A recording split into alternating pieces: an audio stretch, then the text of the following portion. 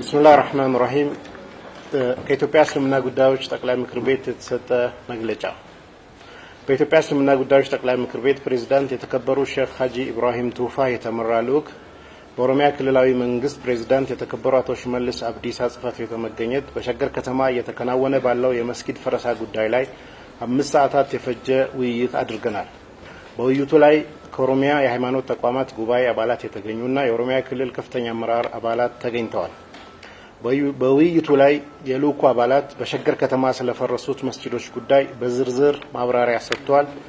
በውይይቱ ላይ ከተነሱት ነጥቦች መካከል በሀገራችን የተለያዩ አካባቢዎች የመስጊድ መሬትን በህጋዊ መንገድ የማግኘትና የመስራት እንዲሁም ለተሰሩ መስጊዶች ካርታና የማስፋፋያ መሬት የማግኘት ሁኔታ ላይ በርካታ ችግሮች እንዳሉ በዝርዝር ተብራርተዋል። የሸገር ከተማ አስተዳደር ከፕላን ውጭ ተሰርተዋል ያላቸውን መስጊዶች ለማፍረስ ሲነሳ የሚመለከተውን የእስልምና ጉዳዮች አካላትን እንዳላወያየ እንዲሁም በጉዳዩ ላይ እንወያይ በሚል በተደጋጋሚ ጊዜ የቀረቡትን ጥያቄ ተቀብሎ ለማወያየት አለመሞከሩ ተገቢ አለመሆኑን በቅሬታ መልክ ቀርቧል። ህዝበ ሙስሊሙ የሸገር ከተማ መስጊድ ፈረሳ ጋር በተያያዘ በተፈጠሩት ሁኔታዎች እጅጉን መጎዳቱና ማዘኑን በማብራራት ተገቢውን ካሳና የሞራል ህክምና እንደሚያስፈልገው ተጠቅሷል።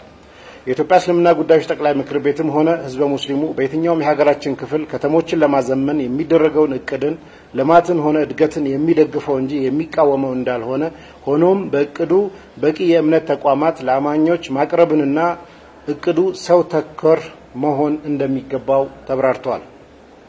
የሸገር ከተማ አስተዳደር ውስጥ ያለ ፕላን እና ህጋዊነት ተሰርተዋል በሚል የፈረሱት 22 መስጊዶች መሆናቸውን በመጥቀስ ለህዝበ ሙስሊሙ የመስጊድ ጥያቄዎች በሙሉ አፋጣኝ መፍትሄ እንደሚገባ ተብራርቷል። ቀደም ብሎ በጉዳዩ ላይ ከጅምሩ በመነጋገር መፍታት እየተቻለ እስከ ትናንትና ወለት ድረስ መሰል ውይይት ሳይደረግ መስጊዶችን ወደ ማፍረስ በመገባቱ በመንግስትና ህዝብ መካከል ቅሬታ ፈጥሮ ጉዳዩ እስከ ነፍስ ማጥፋት ማምራቱ እጅግ የሚያሳዝን መሆኑን ተጠቅሷል። የጸጥታ አካላት ሰላማዊ ሙስሊሞች ላይ በቀጥታ በመተኮስ ሙስሊሞችን መግደላቸውና ማክሰላቸው ተገቢ ያለመሆኑን እንዲሁም ንጹሃን ላይ በመተኮስ የገደሉና ያቆሰሉ አካላት በህግ ተጠያቂ እንዲሆኑ ተጠይቋል። እንዲሁም ከጉዳዩ ጋር የተያያዙ በርካታ ዝርዝር ነጥቦች ተነስተው ለ5 ሰዓታት የፈጀ ውይይት ተደርጓል። በውይይቱ ማጠቃለያ ላይ ከኦሮሚያ ክልል ፕሬዝዳንት አቶ ሽመልስ አብዲሳ የተጠቀሱት ነጥቦች የሚከተሉት ናቸው።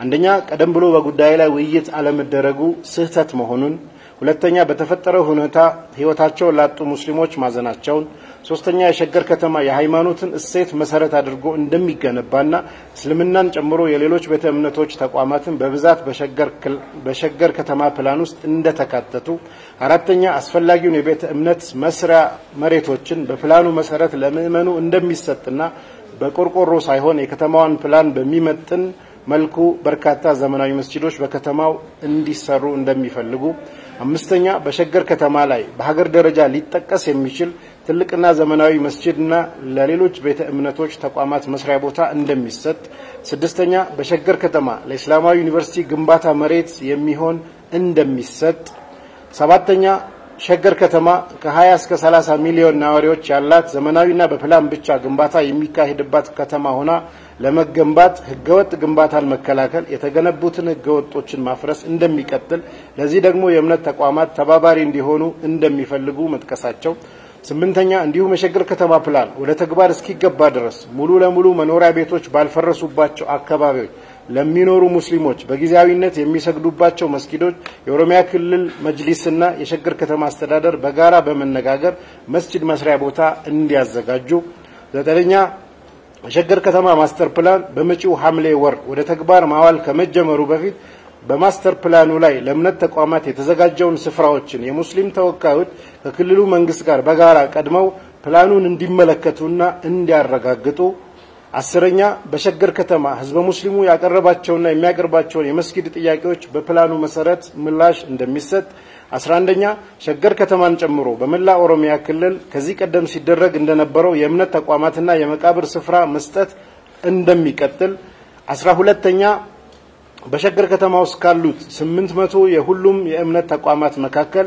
656 የሚሆኑት ከፕላን ውጭ የተሰሩ በመሆናቸው እነዚህ የሚገነባውን ከተማ ፕላን የማይመጥኑትን የተለያዩ ቤተ እምነቶችን ወደ ህጋዊና ከተማውን ወደሚመጥኑ ተቋማት ለመተካት የሚደረገውን ሂደት የኦሮሚያ ክልል መጅሊስ ባለበት የኦሮሚያ ክልል የሃይማኖት ተቋማት ጉባኤ አቅሙን በማጠናከር በውይይት የእምነት ተቋማቱ ራሳቸው መፍረስ ያለባቸውን እንዲያፈርሱ እንጂ አሁን በኋላ መንግስት በራሱ ማፍረስ እንደሚያቆም እነዚህ ነጥቦች የተነሱ ሲሆን የእስረኞችን እና የተጎዱ ሙስሊሞችን አስመልክቶ ካለፉት 2 ሳምንታት ጀምሮ እስከ ትናንትና ድረስ የታሰሩት ሙስሊሞችን መፈታትን አስመልክቶ ዛሬ ከቀኑ 9 ሰዓት ላይ ከፌደራልና አዲስ አበባ ፖሊስ አመራሮች ጋር ውይይት ይደረጋል። ያለምንም ልዩነት የታሰሩ ሙስሊሞች በተቀላላ እንደሚፈቱ እንጠብቃለን። አላሁ አክበር።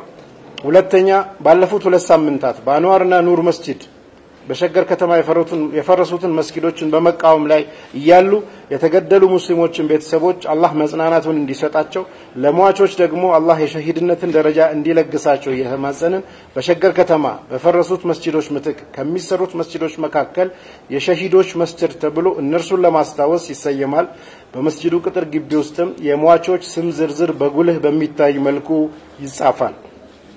ሶስተኛ ባለፉት 2 ሳምንታት በሸገር ከተማ ለፈረሱት መስጊዶች ጋር በተያያዘ በተፈጠሩት ሂደቶች ጉዳት የደረሰባቸው ሙስሊሞችን ህዝበ ሙስሊሙ በመደገፍና ከጎናቸው በመሆን እንዲያግዛቸው ጥሪያችንን እናስተላልፋለን። የመግለጫው ሙሉ ቃል ይሄን ይመስላል። እናመሰግናለን። ጨርሰናል።